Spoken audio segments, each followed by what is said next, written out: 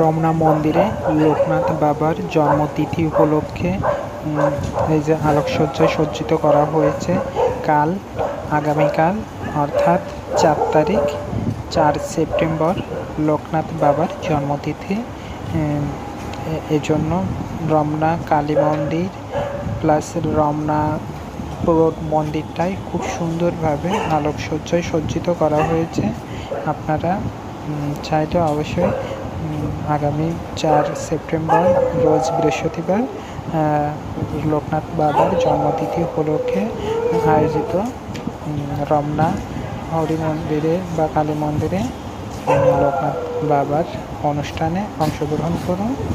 খুবই ভালো লাগবে। খুব সুন্দর অনুষ্ঠানের আয়োজন করা হয়েছে। অবশ্যই সবাই অংশগ্রহণ করবে। জয় বাবা লোকনাথ।